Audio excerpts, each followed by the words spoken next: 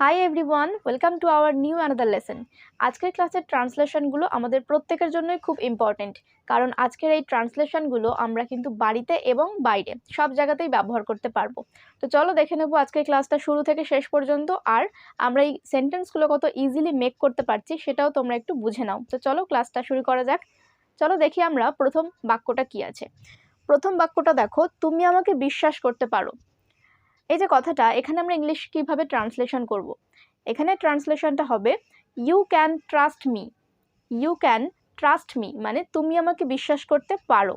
Can মানে পারা, আর you can trust me, trust মানে বিশ্বাস। তো ইউ ক্যান ট্রাস্ট মি, তুমি আমাকে বিশ্বাস করতে পারো। এইভাবে আমরা ছোট ছোট যে ওয়ার্ডগুলো, সেগুলোর মিনিং কিন্তু জানা থাকলেই আমরা এগুলো সেন্টেন্সগুলো মেক করতে পারি। দেখো কত ইজিলি পারছি। ইউ ক্যান ট্রাস্ট মি মানে তুমি আমাকে বিশ্বাস করতে পারো। তো দেখলে সেন্টেন্সটা কত ইজি আর কত তাড়াতাড়ি আমরা সেন্টেন্সটা মেক করে ফেললাম ইংলিশে। চলো এরপর আমরা নেক্সট সেন্টেন্স দেখব। তুমি কি এখনো সেখানে? তুমি কাউকে জিজ্ঞাসা করছো তুমি কি এখনো সেখানেই আছো। এই কথাটা ইংলিশে ট্রান্সলেশন হবে আর ইউ স্টিল দেয়ার।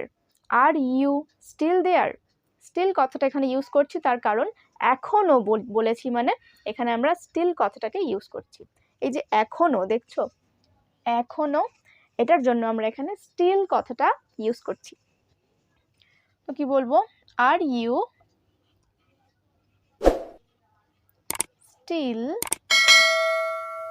দেয়ার।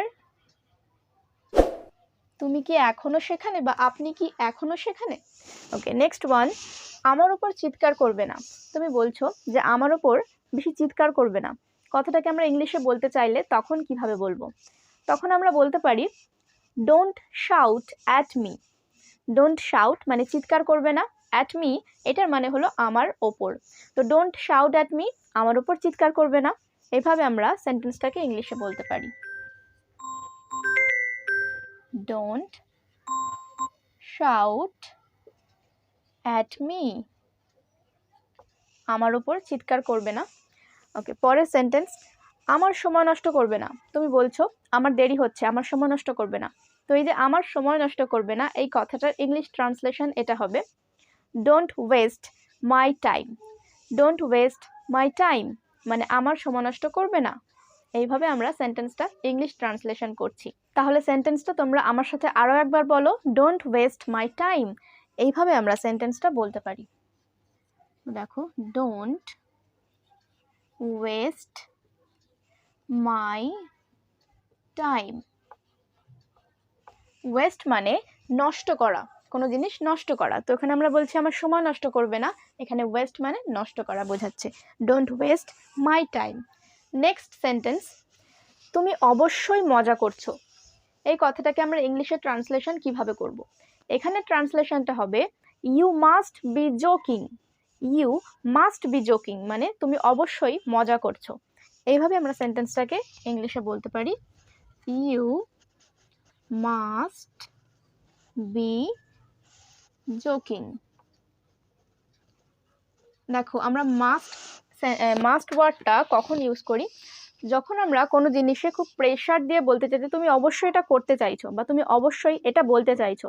এই যে কথার মধ্যে অবশ্যই ওয়ার্ডটা ব্যবহার করছি না, এই কারণে আমরা এখানে মাস্ট কথাটাকে এনেছি। তো দেখো, ইউ মাস্ট বি জোকিং এটার মানে হলো তুমি অবশ্যই মজা করছো। তাহলে চলো আমরা এর পরের আরও কিছু সেন্টেন্স দেখে নেব। তো আমরা চলে যাব আমাদের পরের সেন্টেন্সে, তবে তার আগে আমাদের ক্লাসটা তোমাদের আজকে কেমন লাগছে সেটা কিন্তু আমাকে কমেন্টে লিখে জানাও। আর ক্লাসটা ভালো লাগলে অবশ্যই একটা লাইক করে দিও, কারণ তোমাদের একটা লাইক আমাকে নেক্সট এরকম ক্লাস আরও আনতে অনেকটা আগ্রহী করে তোলে। তো চলো দেখা যাক পরের সেন্টেন্সটা। পরেরটা আছে আমি একটু ঘাবড়ে আছি। তুমি বলছো যে আমি একটু ঘাবড়ে আছি।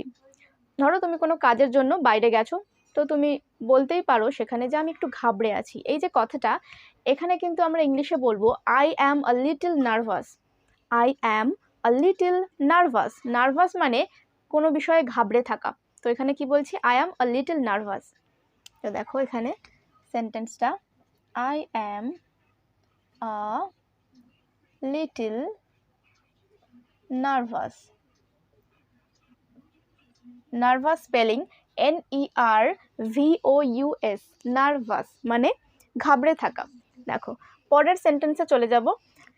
আমি এখানে সুখেই আছি। এই যে সেন্টেন্সটা তোমরা দেখছো, এখানে আমরা ইংলিশের ট্রান্সলেশনটা কিভাবে করতে পারি? এখানে ট্রান্সলেশনটা হবে I enjoy my life here. I enjoy my life here মানে আমি এখানে সুখেই আছি। কি বলবো? I enjoy my life here. Here মানে এখানে, আর এনজয় করা মানে আমি সুখে দিন কাটাচ্ছি, তাই তো? তো I enjoy my life here, আমি এখানে সুখেই আছি। পরের সেন্টেন্সটা দেখো, সে ধূমপান করে না। তুমি বলছো যে সে ধূমপান করে না। এই সেন্টেন্সটা ইংলিশে ট্রান্সলেশন হবে হি ডাজ নট স্মোক, আর আমরা যদি শর্টে কথাটাকে বলি হি ডাজন্ট স্মোক। তো এইভাবে আমরা সেন্টেন্সটা বলতে পারি, he does not smoke. Smoke মানে ধূমপান করা। তো এখানে আমরা দেখো ডাজ নট কে অ্যাড করেছি, এটার মানে হলো করে না।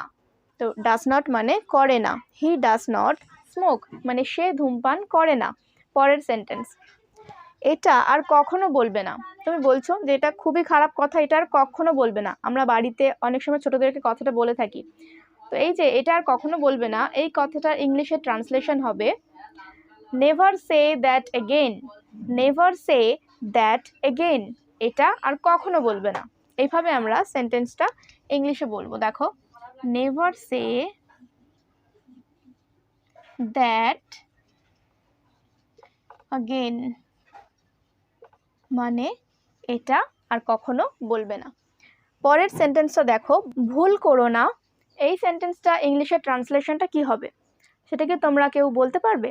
হ্যাঁ, তোমরা ঠিকই আন্দাজ করেছো। এখানে সেন্টেন্সটা হবে ডোন্ট মেক মিস্টেক। কারণ আমরা তো জানি মিস্টেক মানে কি, ভুল করা। তো এই ডোন্ট মেক মানে করো না, তো ডোন্ট মেক মিস্টেক মানে ভুল করো না। তো এখানে সেন্টেন্সটা হবে ডোন্ট মেক মিস্টেক। দেখো এখানে আমরা যদি কথাটাকে ভেঙে বলতাম ডু নট মেক মিস্টেক, আর শর্টে বলবো কি ডোন্ট মেক মিস্টেক।